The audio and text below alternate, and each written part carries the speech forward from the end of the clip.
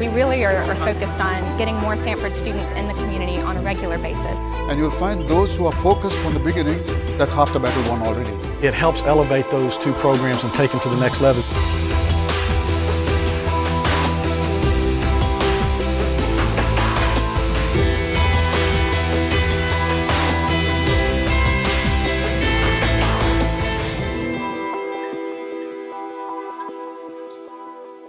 Let's talk numbers to start, and how about this? For the fourth consecutive year, Samford has a record enrollment. We're sitting at 4,758. 700 plus, they're first-year students. And one key stat for Samford is retention rate. Students come here, and almost 9 out of 10 stay. Students and parents alike are getting the right information out there on the road as they're making their decisions, so that when they come here, it is a true experience. And talk about brains, the entering class, it's strong. An average ACT of 26 and a grade point average of 3.7. Yeah, these young ladies and men, they're pretty sharp. Welcome to campus, everybody. This is the Samford Chronicle, and I'm Brad Radisi. And while we're talking numbers, let's talk about our latest rankings in the U.S. News World Report. They just came out a couple weeks ago. And Samford once again ranks 4th among regional universities in the South and ranks higher than any Alabama school in their peer group. And how about our score places us 12th nationally among 625 schools in the regional university classification. 12th out of 625. There are great schools in that list that we want to be associated with from an academic perspective, so that we know that as we recruit top-end students, we can say, you know, what you're going to receive here academically is going to be on par with what you would get at a lot of places. You add in that Christian dimension of who we are and the value we place on the individual, it just further expands, I think, what a student and family can expect to get when they get here. And hey, rankings are great, but Samford is more than a school with high rankings. How about our rich tradition of community service? The Community Service Fair. There's a ton of options for students to do something simple and good, like give back. We really are focused on getting more Samford students in the community on a regular basis. So I've got 3 student leaders who are leading either weekly or monthly volunteer opportunities at Cornerstone Schools of Alabama, the Exceptional Foundation, and Habitat for Humanity. So we're really moving towards getting more students out in the community, either on a weekly or a monthly basis. And if you want more information on Samford's community service, head to samford.edu, find the Community and Service tab atop the screen. And speaking of tops, our speakers here at Samford are just that. They're at the top of their fields, and they offer our students some great words of advice. And the Brock School of Business's International Business Speakers Series had global entrepreneur K.R. Ravi Ravindra speak. He's the CEO of Print Care Ceylon, a business he built in Sri Lanka that's worldwide. Half the problem is that they don't know what they want. Say, I want to be a doctor, I want to be an engineer, I want to be a businessman, I want to be a nuclear physicist.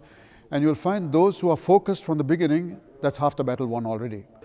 And Samford's Religion Department welcomed C. Stephen Evans, an award-winning author and professor of philosophy and humanities at Baylor University, as part of their Holly Hull Lecture Series. Dr. Evans gave 3 presentations. This one is at Convo, and it was based off the statement, "Take every thought captive and make it obedient to Christ." And after you've been sitting in class or listening to a speaker, you know what sounds pretty good? A little exercise. And the Hannah Fitness Center has new high-tech cardio equipment, 8 treadmills, 8 ellipticals, and 5 bikes. Also, there's a new cyber cardio room that features 8 treadmills, 8 ellipticals, and 4 bikes. So lots of exercise options. So we've talked about the mind, we've talked about the body. Now let's talk your appetite. You know, sometimes it's overlooked all that goes into campus dining here at Samford. So who better to bring us up to speed than Chef Chris Vizina? He's with the Chronicle's Leslie Graff. We are at the farmhouse at the Alabama's Farmers Market, just 5 miles from campus, with head chef Chris Vizina of the Samford Calf.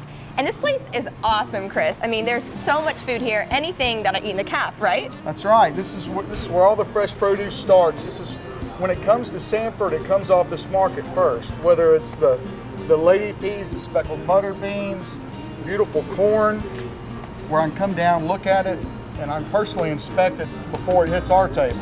It's Alabama grown, so we're helping Alabama. We're keeping the money in the state. We're helping these farmers be sustainable. But when you can look at it and touch it and feel it, and when sweet potatoes come around, I know they're right for us. If I come down here and they don't look good, then I'm not going to put them on our menu. So I want to make sure it's only the best for you. So who else eats the food?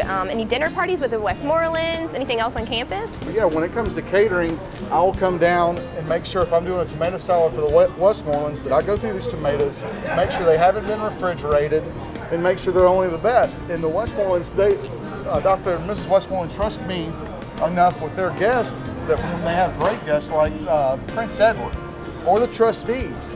So what about some of my favorite meals in the calf? I love the honey chicken. Well, then you're in the right place, because this is where the honey comes from. They have everything A to Z. And I just can't tell you how important it is that we support the Alabama's farmers. And it's all right here, from watermelons to collard greens to onions, even to sweet honey bell oranges out of Florida. Well, Chris, this is a really neat look at the farmers market, and you're going to be joining us all year long? I am, and I'll even cook you something. Sounds great. Well, join us next month on the Samford Chronicle to see just what that meal might be. All right, thanks guys. And you know, we've talked with Chris about cooking honey chicken, one of our calf favorites. And you can see right behind me, athletics. They're cooking up something special too. Have you seen the construction here at the softball field yet? Yeah, work's begun on the new John T. Haywood softball baseball facility, a great addition to our already great athletic facilities. That project has been in the works for a number of years, and they've done a great job of fundraising and getting the funds that we needed outside the university to make this a reality. We're going to have a brand new softball stadium, which is much needed, and we're going to have an indoor hitting facility for our baseball and our softball teams. It helps elevate those two programs and take them to the next level, and gives them the same competitive advantage that the rest of the league has. So we're really excited about that facility, and it should be ready March 1st. And I also had time to check in on our volleyball team, the ladies hosting the Battle of the Bulldogs tournament. And they sweep it, including this match against Alcorn State. Check out SamfordSports.com for the latest on all Samford sports. And that includes football. Of course, we have a couple of home games coming up, one against the Citadel, the other against Appalachian State. That's homecoming for us, and this guy right here, he's in charge of homecoming. David Goodwin, Director of Alumni Programs. David, tell us about the big weekend. Yeah, it's going to be huge, Brad. You know, we've been talking about this from Friday morning when we have some of our oldest alums come back for a reunion that'll be right here next to where we are now on the quad. Friday night, the homecoming banquet, when we celebrate our Alumni of the Year and Outstanding Young Alumni. Then a concert and bonfire on the student side.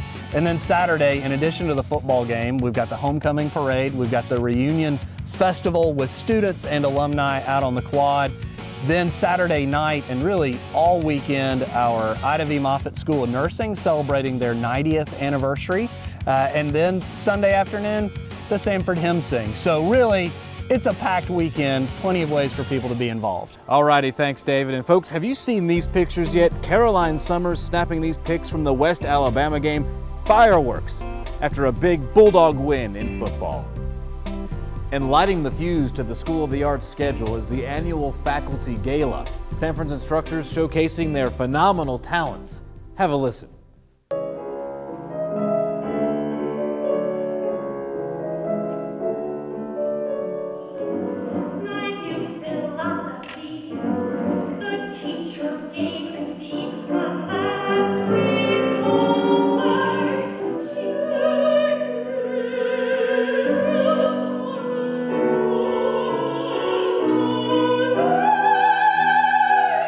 And you know, it's events like this, homecoming, fireworks at a game, where you can help us show what's happening at Samford. It's called SamfordYou. It's our social media mashup page, meaning anything social media related to Samford is right there. You can find it at social.samford.edu. So tweet your pictures to @SamfordYou or hashtag them SamfordYou, and we'll feature the best ones taken. Here's a couple right here. Again, send us your photos. And speaking of sharing, the Journalism and Mass Communication Department held its annual high school journalism workshop. 15 schools with 100+ kids were on campus learning from journalism professionals in the area. And local teachers attended the A+ College Ready Conference. It works to expand AP courses in schools, simply trying to make a student's education better. Well, that's all the time we have on this edition of the Samford Chronicle, but remember Samford.edu for all the latest news here on campus. Also follow us on Facebook, Twitter, and YouTube. You've been watching the Samford Chronicle. I'm Brad Rodisi, and I'm going to leave you with more clips from the School of the Arts Faculty Gala.